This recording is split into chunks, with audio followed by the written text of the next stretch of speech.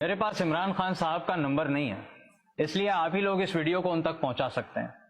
P T I کے کارکنان اور ہمدرد مجھ غریب کے لیے اتنا تو کر ہی سکتے ہیں۔ ڈیئر کیپٹن، پاکستانی سیاست کا بادشاہ کہلانے والی شخصیت نے پارلیمنٹ میں کھڑے ہو کر آپ کے لیے کہا تھا کہ ہم آپ کو نہیں گرائیں گے، گرنا آپ نے خود ہے۔ میں ایک عام شہری ہونے کے ناطے آپ کو یہ بتانا چاہتا ہوں کہ جتنی تعداد آپ کے چاہنے والوں کی ہے اتنی ہی باقی لوگوں کے پاس بھی ہے، اور وہ اپنے لیڈرز کو اسی طرح دودھ کا دھلا ہوا سچا، نڈر، ایماندار اور دیندار سمجھتے ہیں جیسے پی ٹی آئی کے ہمدرد اور کارکنان آپ کو سمجھتے ہیں۔ میں آپ کو اور آپ کے چاہنے والوں کو بتاتا ہوں کہ پرابلم کہاں آتا ہے۔ پی ٹی آئی والوں، گڈ فیتھ، اوکے، سوچا سمجھا کرو، فوراً مائنڈ نہ کر جایا کرو۔ جب آپ ہر تقریر ایاک نعبد و ایاک نستعین سے شروع کرتے ہیں لیکن تقریر میں اللہ رسول سے زیادہ اپنا ذکر خیر فرماتے ہیں تو پرابلم آتا ہے۔ جب آپ اسکولز کے سلیبس بکس میں رسول اللہ صلی اللہ علیہ وسلم کے ساتھ خاتم النبیین لکھنا لازم قرار دیتے ہیں لیکن خود آپ کی زبان سے کئی کوششوں کے باوجود بھی خاتم النبیین درست طور پر ادا نہیں ہوتا، وجہ کچھ بھی ہو لیکن یہ آپ کے خلاف جاتا ہے۔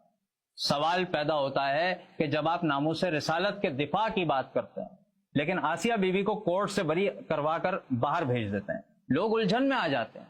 اور لوگ اس وقت بھی الجھن میں آ جاتے ہیں جب آپ ریاست مدینہ کے دعوے دار بنتے ہیں اور پھر شیری مزاری اور فواد چودھری جیسے سیکولر، لبرل اور حلال حرام کی تمیز نہ رکھنے والوں کو ریاست کا ریپرزینٹیٹو بنا کے کھڑا کر دیتے ہیں۔ جس وقت آپ کو فرانس کے معاملے پر علماء کو اپنی طاقت بنانا چاہیے تھا، آپ نے ان کو اپنے مخالف کھڑا کر دیا،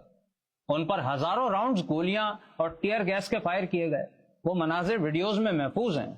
لوگ آواز اٹھاتے ہیں جب آپ ایک طرف حضور علیہ الصلوۃ والسلام کی عزت کی بات کریں اور دوسری طرف اسی عزت کی خاطر نکلنے والوں کو آپ کی حکومتی مشینری گولیوں سے اڑا دے، اور جب آپ جلسہ رکھتے ہیں اور اس کا عنوان امر بالمعروف رکھتے ہیں، یہ قرآن کی آیت کا جز ہے، اس عنوان سے ہونے والے جلسے میں مرد عورتیں میوزک پر وحشیوں کی طرح ناچتے ہیں، تو خان صاحب، دین کی سمجھ رکھنے والے، صرف مولوی نہیں، عام دین کی سمجھ رکھنے والا طبقہ بھی کنفیوز ہوتا ہے کہ آپ چاہتے کیا ہیں۔ آپ نے کس کیس کو کس زاویے سے دیکھا، اس کو عوام کے سامنے پیش کرنا آپ پر لازم تھا، لیکن آپ نے ایسا نہیں کیا۔ نتیجہ یہ ہوا کہ پاپولیرٹی کے باوجود آپ کی حکومت باقی نہ رہی۔ حکومتیں آتی جاتی رہتی ہیں، دوبارہ بن جائے گی، لیکن اگر یہی غلطیاں دوبارہ ہوں گی تو سیاست کے بادشاہ کے وہی الفاظ دوبارہ بھی حقیقت بن سکتے ہیں۔ اور آپ جو کہہ رہے تھے کہ عمران خان پر تنقید کرنے کا مطلب یہ نہیں ہوتا کہ چوروں اور ڈاکوؤں کی تعریف کی جا رہی ہے، پھر کبھی